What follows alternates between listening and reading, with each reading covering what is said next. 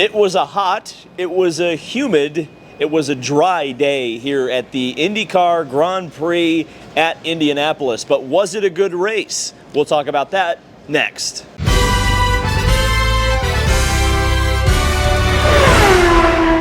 So, it's the Grand Prix. It's over.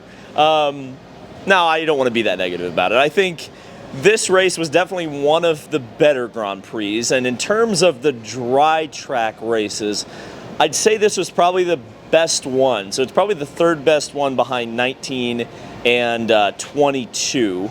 But, it was still, the race length still doesn't necessarily lend itself to all-out racing.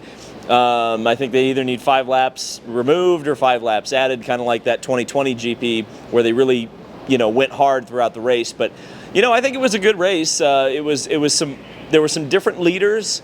There was some different things that we've seen in previous years at the Grand Prix of Indianapolis. So, I leave this race not negative, and I suppose that's as good as I could hope for the hot and muggy road course race here. But unfortunately, I would say this.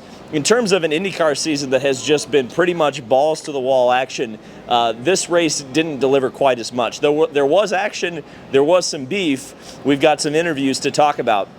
But first, let's take a look at the finishing results, starting with the champion, the winner of this year's Grand Prix, Alex Palou. And it was Alex Palou, a dominant day, a 15-second victory for the Chip Ganassi Racing driver. He takes the points lead, and he gets some, emotional momentum going into the Indianapolis 500 in 2 weeks.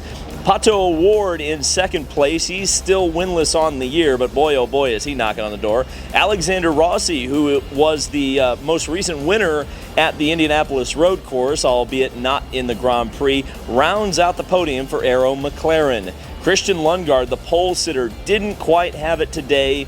His choice of strategy just wasn't the fastest one today. Felix Rosenqvist finished in the top 5, almost made it tic-tac-toe for the Arrow McLaren SP drivers. Scott Dixon in 6th position had a pretty decent, albeit quiet day. Joseph Newgarden in 7th. Not lighting the world on fire, but he recovered from that issue in qualifying, I guess we can say. Marcus Ericsson, who you'll hear from later, P8 for car number 8. Colton Herta, you'll also hear from. There was a bit of a controversy towards the end of the race with him and Felix Rosenqvist blocking. I asked him about that, and he also roasted me for a bad question. Graham Rahal in 10th place, you'll also hear from. We got 8th, 9th, and 10th on this broadcast. Graham Rahal, he battled back from adversity. He was last, had to go on essentially a 2-stop strategy, got P10. I know he's not happy about it, but I think, when he looks back on it, he's going to look at this as a good day. Romain Grosjean was angry and fighting all day to 11th. Will Power got spun out at one point, and it was 12th for car 12. Rinus VeeKay, a previous winner here in lucky 13th. Kyle Kirkwood, Captain Kirk, had his phasers set to kill the day. He knocked a couple of guys out of sequence. Will Power and Graham Rahal spinning off the nose of Kyle Kirkwood today, but the Long Beach winner finishes 14th. Marcus Armstrong in 15th, didn't quite have the pace today, but he's still the highest finishing rookie. Scott McLaughlin made a unexpected drive through the pits towards the end of the race. It's unclear exactly what that was. There's no penalty listed, so I guess we'll make the assumption that he was low on fuel. Devlin DeFrancesco had a decent day today, but the result doesn't show it in 17th. Callum Ilott looked like he had a tough day in 18th spot. Ditto Connor Daly, a hot one for Connor. Jack Harvey, man, 4th to 20th. I mean, that's disappointing. That is extremely disappointing for Jack Harvey. Augustine Canapino, the rookie from Argentina, in 21st position, looking to qualify for his first Indianapolis 500 next weekend. Elio Castroneves had an awful weekend in 22nd. Ditto for Santino Ferrucci and the AJ Foyt team in general, with Benjamin Peterson in 24th. Simon Pagenaud had a wheel nut loose on his car, and that took him out of the race. And the 2 Dale Coyne Racing cars bring up the rear. David Malukas and Stingray Robb crashing into each other. Disaster for the Dale Coyne Racing team. So we did have a couple of extra interviews. Let's throw it to Graham Rahal. Graham Rahal, I know it wasn't the result you wanted today, but that was a gutsy drive to do it. What was essentially a two-stop strategy with everybody on a solid 3. Tell us about your day. Yeah, I mean, you're right. It was just basically we had no choice because after getting tagged on lap 1, what else do you do? And I don't know who hit me, but I'm upset because I gave him so much room to the apex, and there was no reason that I should have been touched at all. So disappointed, need to watch the tape, but I thought the team did a hell of a job to come back. I mean, we were effectively last, and you know, and we're also kind of in a bind on tires because that first set was gone. So you know, good comeback. And a good day for the team. You guys were so strong all weekend. That's got to be gratifying going into the month of May and the Oval in a couple of days. Yeah, it is. I think we missed today, obviously, not in my case, not by fault of our own. I thought, you know, we were a little better than that. But look, you know, when you're trying to get, the fuel save I'm trying to get is like 30% to make that happen. And we did that, and somehow we still came home in the top 10. I mean, that last stint to stay ahead of Grosjean pushing hard, and we're trying to get that fuel number.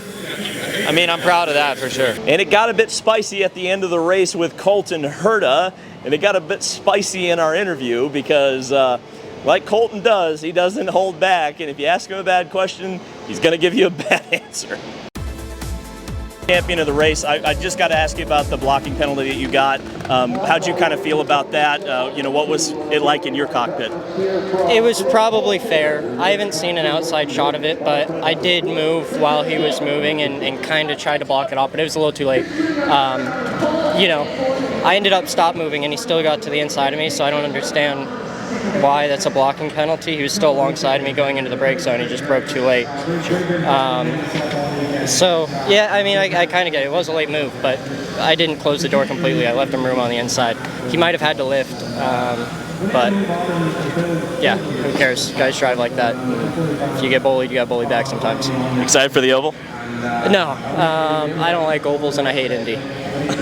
Come on, I'm not even going to use that. And finally, someone's been very generous with his time with us this week. Marcus Ericsson, who finished 8th, lost the points lead, fell to 3rd, but he's looking forward to defending his Indianapolis 500 championship.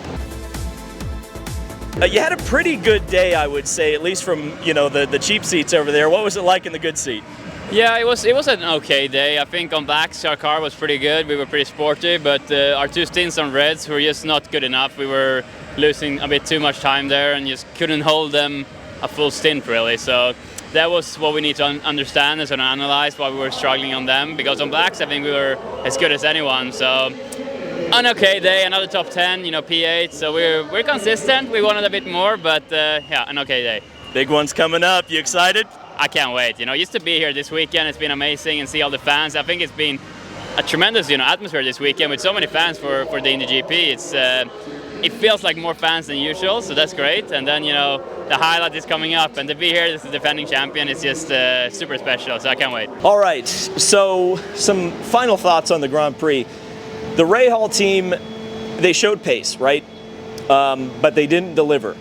Christian Lundgaard still has to keep his mustache at least through the Indianapolis 500. And I'm sure, and I understand where Graham's coming from. It was a missed opportunity for the team. This was their big shot, and they're probably going to have to wait till August to really get another shot at a win, and that would be here. They were also good at Nashville last year in the hands of Christian Lundgaard, so let's remember that. Aero McLaren SP, the cars essentially ran in formation the entire race, which was unbelievable. They're looking strong, and I think everybody knows that they're going to be strong at the Indianapolis 500. In a lot of ways, it's going to be Ganassi versus McLaren until we're otherwise notified of another team that can challenge them. Yeah, it's the Grand Prix. I kind of wish it would have rained, especially because it would have cooled things off. I mean, it was humid today. I mean, sure, it was very tough for the drivers inside those aero-screened cockpits. So, thank you guys so much for watching today's video. We'll see you in a couple of days for the beginning of the Indy 500 month content proper. Thank you guys.